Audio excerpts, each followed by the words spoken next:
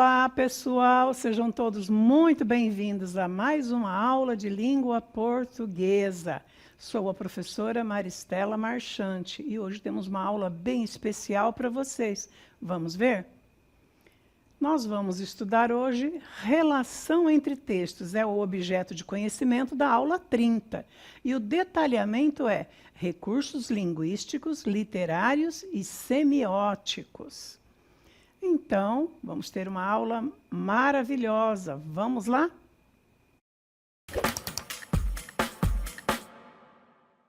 Muito bem. Na aula de hoje, nós vamos ver essas questões semióticas. Nós vamos ver o texto que é literário, o texto que não é literário. Mas vamos lá logo na primeira pergunta, né?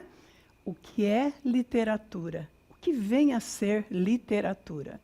A literatura é a arte, né? É uma arte que utiliza a palavra como matéria-prima de suas criações. É o escritor lapidando as palavras como um ourives lapida uma pedra preciosa. É a mesma coisa. Então, o escritor, ele trabalha as palavras, ele usa as palavras e coloca essas palavras em contextos diferentes para trazer a emoção para o seu interlocutor, né? Para que serve a literatura? A literatura tem vários objetivos, não é apenas entreter. Então, para que serve a literatura?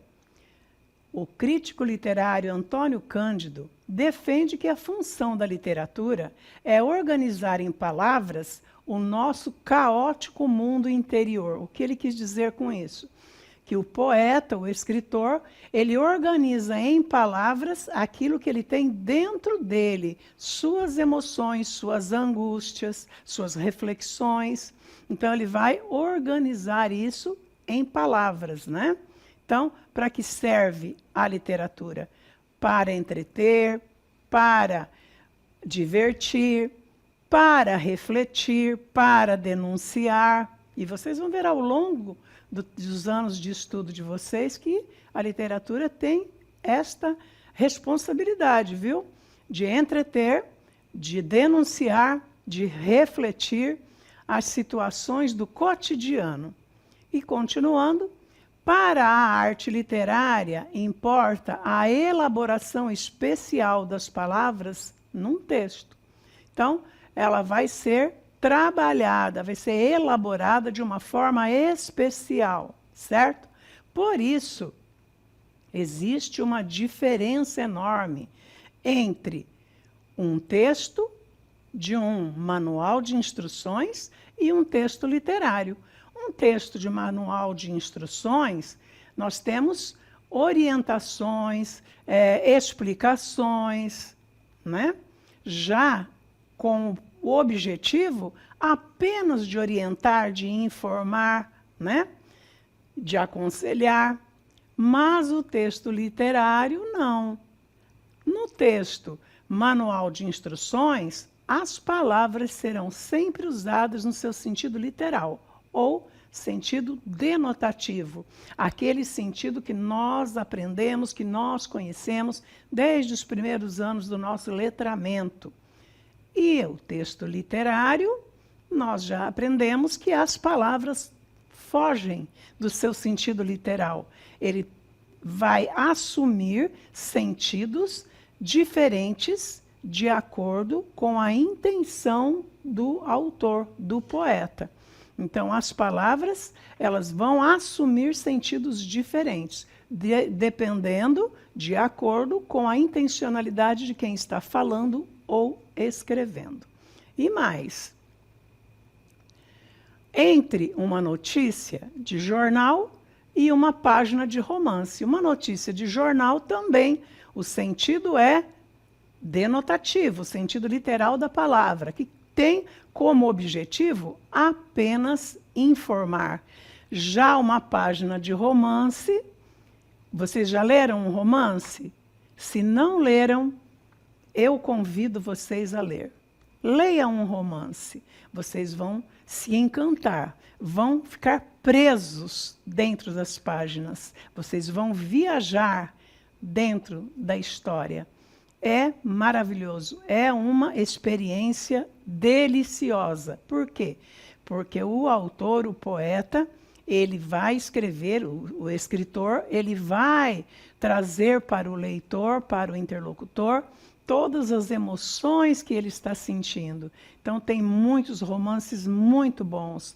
Leiam Vidas Secas, por exemplo. É maravilhosa a leitura, muito gostosa. É uma literatura nordestina, muito boa, do modernismo. Continuando, também uma receita de bolo é diferente de um poema. Olha a diferença entre uma receita de bolo e um poema. A receita de bolo é um texto injuntivo. O único objetivo dele é dar orientação para uma pessoa fazer um bolo. Então, as palavras com sentido denotativo vai orientar a pessoa como fazer um bolo, não é? Agora, um poema ele é todo trabalhado. Ele é trabalhado em versos, em rimas, estrofes, figuras de linguagem, para trazer o encantamento que o poeta está sentindo no momento que ele produz essa obra de arte. Vamos ver um exemplo de texto. Temos aí uma crônica, uma notícia de jornal, né? Notícia de jornal de Sérgio Porto. Num matutino de ontem, num desses matutinos que se empenham na publicidade do crime, havia a seguinte notícia: João José Galberto, vulgo Sorriso, foi preso na madrugada de ontem no Beco da Felicidade por ter assaltado a casa Garçom, de onde roubara um lote de discos. Pobre redator, o autor da nota.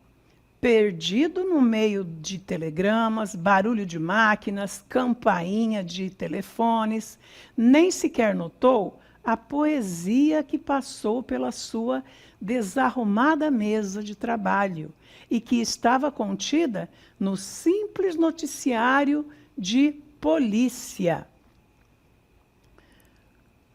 Continuando, então, esse texto, ele é um texto, uma crônica que continua aí, distraído na rotina de um trabalho ingrato. Esse repórter de polícia soube que um homem que atende pelo vulgo de Sorriso roubara discos numa loja e fora preso naquele beco sujo que fica entre Presidente Vargas e a Praça da República e que se chama Felicidade. Fosse o repórter menos vulgar e teria escrito: o Sorriso roubou a música e acabou preso no Beco da Felicidade. Então aí é uma reflexão, é uma crônica, que é um texto curto do cotidiano, que traz reflexões também. Mas aí nós percebemos que tem um sentido literal as palavras, né? Então, este é um texto chamado, o tipo textual é uma crônica, ok? Nós encontramos crônicas no jornal, nós encontramos crônicas na internet, em alguns lugares nós podemos ler as crônicas. Existem vários tipos de crônicas, reflexivas, irônicas, tem vários tipos delas, tá? E continuando, nós vamos ver um outro texto. Agora, esse outro texto, vocês parem para perceber um pouco a intencionalidade de quem escreveu. O arranjo especial de palavras. Olha aí, no meio do caminho. No meio do caminho tinha uma pedra. Tinha uma pedra no meio do caminho. Tinha uma pedra no meio do caminho. No meio do caminho tinha uma pedra. Nunca me esquecerei desse acontecimento. Na vida de minhas retinas tão fatigadas. Nunca me esquecerei que no meio do caminho tinha uma pedra. Tinha uma pedra no meio do caminho. No meio do caminho tinha uma pedra. Então, Carlos Drummond de Andrade, o que ele quis dizer com esse texto? Repetidas vezes ele usa a palavra, a expressão tinha uma pedra no meio do caminho. No meio do caminho tinha uma pedra. Ele quer que o leitor, o interlocutor, reflita, porque, na verdade, ele está indo muito além do significado literal dessas palavras. Vamos ver. Ele quis dizer o quê com essas pedras no meio do caminho? Dureza, dificuldade, obstáculos. E isso são, especialmente o obstáculo, não é um obstáculo físico, é um obstáculo subjetivo, é um obstáculo, uma dificuldade, uma dureza das experiências que nós passamos pela nossa vida. Então, quando ele diz, no meio do caminho tinha uma pedra no meio do caminho. Então, ele tinha um objetivo e estava difícil dele atingir o objetivo dele, porque algumas coisas estavam atrapalhando esse caminho dele, que é a dureza, a dificuldade, o obstáculo, certo? E nós encontramos muito isso ao longo da nossa vida, né? Quantas pedras temos no nosso caminho? Quantas pedras há no caminho? Não é? Então, é para uma reflexão. E você percebe que o significado de tudo isso não está na superfície do texto. Você precisa se aprofundar no texto, refletir sobre as palavras, o que ele está querendo dizer com tais palavras. E aí você traz para a sua realidade e você encontra o significado, não é? Continuando, nós temos o texto literário e não literário. O texto não literário tem como objetivo informar, esclarecer, explicar e possui uma função utilitária, construindo com uma intenção específica, com linguagem clara e objetiva. Então, nós vemos aí que o texto não literário, ele apenas vai informar, esclarecer, explicar, orientar, no caso, os textos injuntivos, que dá orientação como fazer um bolo, dá orientação como tomar um medicamento, são textos de orientação. Ele apenas vai te orientar. O texto não literário, ok? Onde nós encontramos esse tipo de texto? Então, nós temos textos não literários, as notícias, as reportagens, as entrevistas, os artigos científicos, os livros didáticos, os manuais de instrução. Olha aí, os manuais de instrução são textos injuntivos, que dão orientação, certo? E tem mais aí. Os dicionários, onde nós encontramos as palavras no seu sentido literal e a que classe gramatical ela pertence também. Nós encontramos no dicionário, tá? E tem mais. As receitas culinárias, né? As bulas de remédio. Então, manuais de instrução, receitas de culinária e bulas de remédio são textos injuntivos, certo? Então, esses textos são textos não literários, cujo objetivo é informar, orientar, certo? E temos os textos literários. Os textos literários são baseados na imaginação do escritor, do artista. Portanto, são subjetivos. O que significa isso? O que é um texto com sentido subjetivo? É o que nós temos e estamos vindo falando há várias aulas. A palavra tem seu sentido literal quando nós começamos a estudar, lá com 6 aninhos. À medida que nós vamos estudando, nós vamos aprendendo e vamos descobrindo que as palavras podem assumir sentidos diferentes de acordo com a intencionalidade de quem fala ou escreve e de acordo com o local onde ela está inserida. O contexto no qual ela está inserida vai trazer para nós o real sentido dela ou um sentido subjetivo, um sentido figurado, certo? com a função de entreter o leitor. E por ser um texto artístico, não tem compromisso com a objetividade e com a transparência das ideias. Então, já ouviram falar sobre a licença poética? Pois é, a licença poética nos dá a liberdade de usar as palavras da forma como nós sentimos, a nossa emoção. De repente, pode até não haver uma concordância verbal ou nominal, pode acontecer.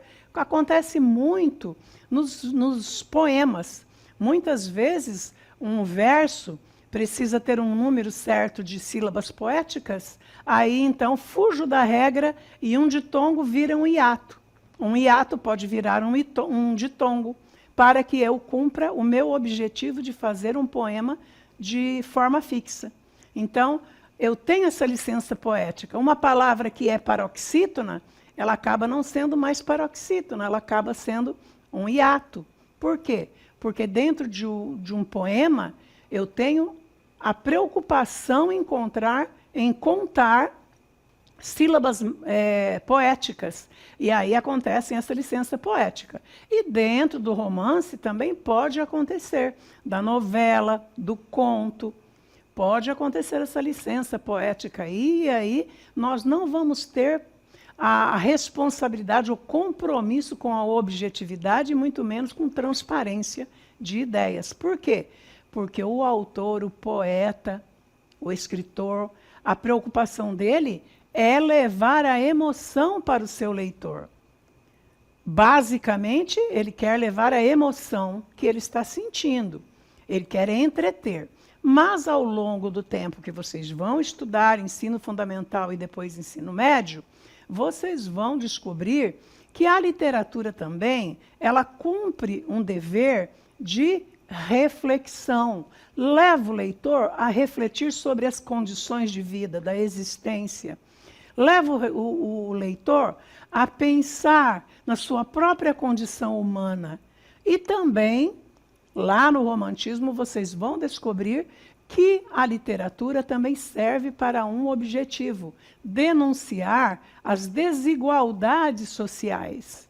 Então, dentro da literatura, o poeta traz para o seu leitor aquilo que está angustiando ele, aquilo que está preocupando ele, aquilo que está incomodando ele na forma como a sociedade está vivendo, a situação econômica, a situação social. Então, ele traz essas imagens, ele constrói essas imagens através das palavras, dentro de um texto literário. Onde nós encontramos essas palavras, esse sentido subjetivo de literatura? Olha aí, são textos literários, os poemas, os romances, os contos, as novelas, as lendas, as fábulas, as crônicas, as peças de teatro, as letras de música. Então, todos esses textos literários, eles têm licença poética. Então, ele vai cumprir o objetivo dele, que é expressar a emoção. Ele vai levar para o seu leitor, para o seu interlocutor, a emoção que ele sente naquele momento. Então, muitas palavras vão fugir do seu sentido literal e vão assumir sentidos de acordo com o contexto e de acordo com a intencionalidade de quem está escrevendo ou falando, ok? Continuando, temos aí esse quadro para nos ajudar a orientar melhor. Qual a função do texto literário? Estética. Se preocupa muito com a estética. Destinam-se ao entretenimento, à arte, à ficção. Texto não literário, a função dele é utilitária. Sua função é informar, convencer, explicar, comunicar. Qual a linguagem é usada no texto literário? Subjetiva e conotativa. Já no texto não literário, a linguagem é objetiva e denotativa. Quais as características do texto literário? Utiliza elementos como a musicalidade, figuras de linguagem, multissignificação e possui liberdade de criação. Lembra que nós falamos? Liberdade de criação. E também as características do texto não literário, ele usa linguagem objetiva e clara, ok? Elementos de composição. Os elementos de composição do texto literário são ficção baseada na imaginação do artista. Já no texto não literário, os elementos de composição utiliza fatos e informações. Análise, texto literário. A leitura de um texto literário inclui a busca de metáforas e de simbolismos, muito simbolismo, na obra literária.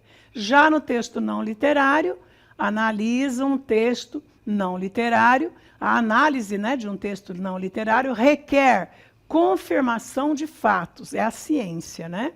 Então, a literatura foge de todos dessas características. A literatura ela tem uma licença para criar, para trazer as emoções. Não tem compromisso com ideias, nada disso. Ela vai trazer aquilo que emociona para o seu interlocutor ou o seu leitor. Vamos ver um texto agora. Arara. O exemplo de texto não literário. Arara, nome de diversas aves trepadoras de grande porte que se destacam pelo colorido muito vivo. Em geral, vermelho, amarelo e azul. E por falarem, embora não tão bem, quanto os papagaios. Tem bico muito grande, curvo e forte. Com ele, quebram as cascas mais duras dos frutos e sementes que comem. Então, você percebe que todas as palavras têm seu sentido real, seu sentido literal, não é?